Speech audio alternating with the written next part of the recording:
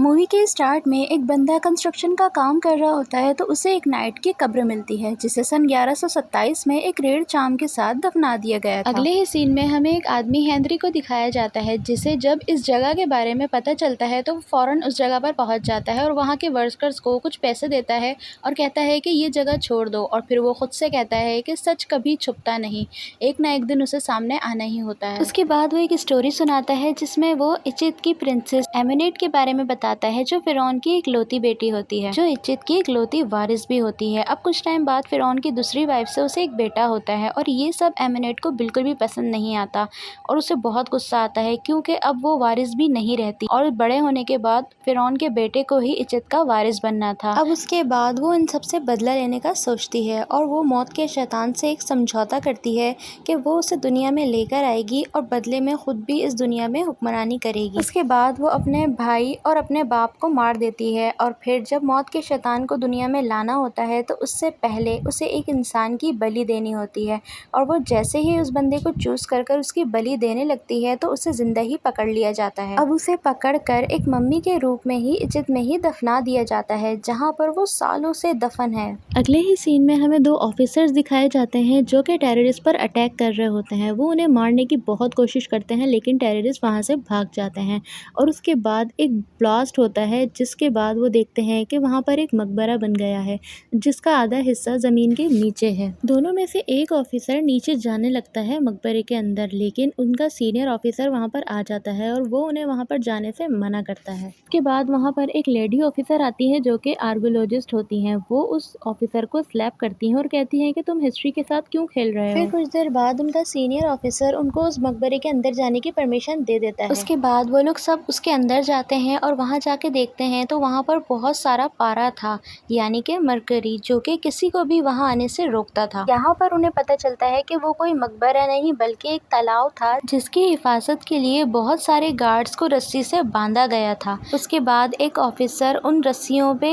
Shoot करता है ताकि रस्सियां टूट जाएं और जैसे ही रस्सियां टूटती हैं तो एक ताबूत बाहर आता है। उनमें से एक ऑफिसर को कुछ विजन नजर आते हैं जिसमें उन्हें बार बार एम्यूनेट नजर आती है। फिर कुछ देर बाद दूसरे ऑफिसर को एक मकड़ी काट लेती है और उसके बाद वो अपनी बॉडी में बहुत ज्यादा अजीब फील करता है। फिर जब वो लोग बाहर आ जाते हैं और उस ताबूत को भी बाहर निकाल लेते हैं तो वहां पर बहुत सारे कौवे आ जाते हैं और ये सब देखकर इन लोगों को काफी अजीब लगता है। उसके बाद वो लोग प्लेन में उस ताबूत को लेकर जा रहे होते हैं तो इतने में वो ऑफिसर जिसको मकड़ी ने काटा था वो अजीब बिहेव करने लग जाता है और वो बार बार ताबूत खोलने की कोशिश करता है। उसे जैसे ही कोई रोकता था तो वो उसे मारने लगता है। फिर वो अपने सीनियर ऑफिसर पर भी अटैक कर देता है। उसके बाद जब उसका दोस्त जो उसके साथ काम करता था वो उसको मना करता है तो वो उसे भी मारने आ जाता है। वो खुद को बचाने के लिए उसको शूट कर देता है। फिर कुछ देर बाद कौवे उनके प्लान में अटैक कर देते हैं और फिर कुछ देर बाद उनका प्लान क्रैश हो जाता है। उनमें से एक ऑफिसर लेडी ऑफिसर को सेफ्टी बैग पहना के नीचे फेंक देता है ताकि वो बच जाए और उसके बाद उनका प्लेन पूरी तरह ब्लास्ट हो जाता है। अब यहाँ पर सब मर चुके थे।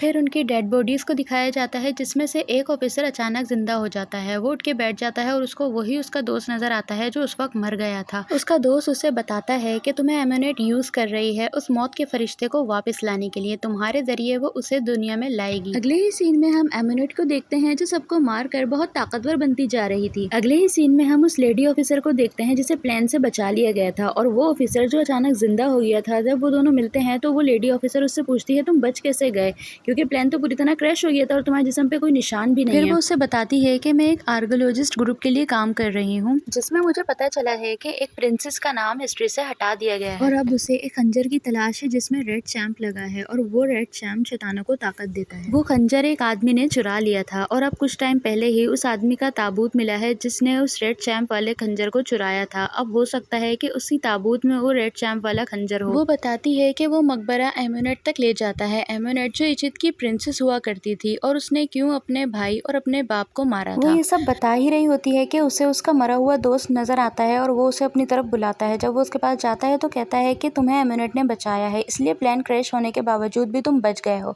और अब जो एम्यूनेट बोलेगी तुम्हें वैसा ही करना होगा। उसके बाद लेडी ऑफिसर के पास उसके बॉस की कॉल आती है और वो कहते हैं कि तुम दोनों जल्द से जल्द मेरे ऑफिस में पहुंचो। फिर वो कहता है कि हमें पहले उस ताबूत के पास जाना चाहिए और जब वो लोग निकल रहे होते हैं तो वहाँ देखते हैं कि एम्यूनेट्स बहुत से लोगों को मारकर बहुत ज्यादा ताकतवर होती जा रही है और फिर वो उस पर भी हमला कर देती है और जैसे ही वो उसको मारने लगती है तो देखती है कि उस खंजर में रेड चैम्प तो है ही नहीं, और ये सब देख के वो बहुत गुस्सा हो जाती है। फिर उसके बाद एमोनेट उस लेडी ऑफिसर को भी नोट कर लेती है और उसको पकड़ने के लिए उसका पीछा करती है। तो फिर वो दोनों जैसे तैसे करके एमोनेट से बचकर एक ट्रक में चले जाते हैं। और फिर हम देखते हैं कि वो ऑफिसर को एमोनेट नजर आती है, तो जैसे ही उसको नजर आती है वो गाड़ी मोड़ लेता है और यहाँ पर हमें पता चलता है कि वो एमोनेट से पोजेस हो चुका था। एमोनेट उस लेडी ऑफिसर पर हमला करती है तो इतने में एक आर्कोलॉजिस्ट की टीम वहाँ पर आ जाती है और वो लोग एमोनेट को पकड़ लेते हैं। और यहाँ पर हमें पता चलता है कि उनका बॉस कोई और नहीं बल्कि हेनरी है, जो खुद भी एक मॉन्स्टर है। और उनसे जब कंट्रोल नहीं होता तो वो खुद को एक इंजेक्शन लगाते हैं ताकि वो खुद को कंट्रोल में रख सकें। उसके बाद उन दोनों को वहाँ ले जाया जाता है जहाँ पर एमोनेट को रखा गया था। वो लोग उसकी बॉडी पर कुछ एक्सपेरिमेंट कर रहे थे और यहाँ पर उन्हें पता चलता है कि अमेरिका में एक मकबरे में वो रेड चैम्प मिल गया है। उसके बाद लेडी ऑफिसर अपने बॉस से अपने साथी के बारे में पूछती है कि क्या आप इसको भी मार देंगे। तो यहाँ पर हमें पता चलता है कि उसका बॉस भी उस शैतान को इस दुनिया में लाना चाहता है। वो कहते हैं कि हाँ, हो सकता है, क्योंकि इसने ही उस शैतान को जगाया था और अब एमोनेट ने भी उसी को चूज किया है उस शैतान को इस दुनिया में लाने के लिए। उसके बाद एक कीड़े की मदद से एमोनेट एक आदमी के कान में जाती है और उसको पॉजेस कर लेती है और उसके बाद वो अपने आप को छुड़ा लेती है। दूसरी तरफ उस ऑफिसर को अपने बॉस की बातें सुनकर काफी गुस्सा आता है, तो वो अपने बॉस से उसका इंजेक्शन छीन लेता है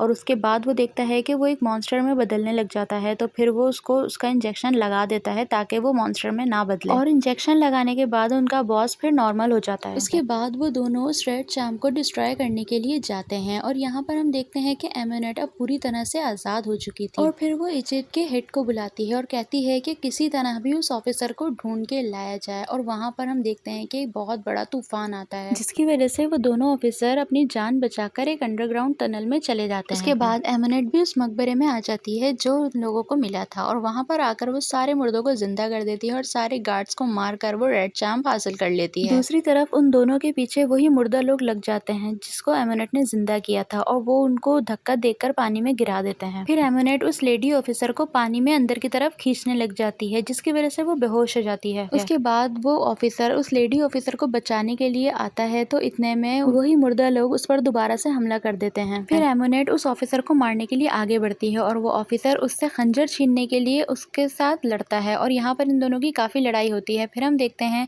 कि उस ऑफिसर के हाथ में उसका वो खंजर आ जाता है और वो जैसे ही उसको तोड़ने लगता है तो एमोनेट उसे रोकती है और समझाती है कि तुम इसे नहीं तोड़ो, तुम इससे पूरी दुनिया में हुक्मरानी कर सकते हो, तुम गॉड बन सकते हो, तुम हमेशा के लिए जिंदा रह सकते हो, इसलिए तुम इसे तोड़ो नहीं बल्कि मुझे दे दो। और उसके बाद हम देखते हैं कि वो उस खंजर से खुद को ही मार लेता है और एमोनेट ये सब देखकर काफी परेशान हो जाती है। फिर उसके बाद हम देखते हैं कि मौत के शैतान की सारी पावर्स उसके अंदर आ जाती हैं और वो अचानक से बहुत ज्यादा ताकतवर बन जाता है और वो एमोनेट पर हमला कर देता है। और इस दौरान जब उसकी नजर उस लेडी ऑफिसर पर पड़ती है तो उसको सब कुछ याद आ जाता है और वो अपने आप पर कंट्रोल करता है और उसके बाद वो उस मौत के शैतान को भी हरा देता है और एमोनेट को भी मार देता है। और उसके बाद वो उस लेडी ऑफिसर को बचाने में भी कामयाब हो जाता है और जब उसको होश आता है तो फिर सीन चेंज हो जाता है। वो अपने साथी को भी जिंदा कर लेता है और अब यहाँ पर वो लोग एक नए सफर की तलाश में चले जाते हैं और मूवी यहीं पर एंड हो जाती है।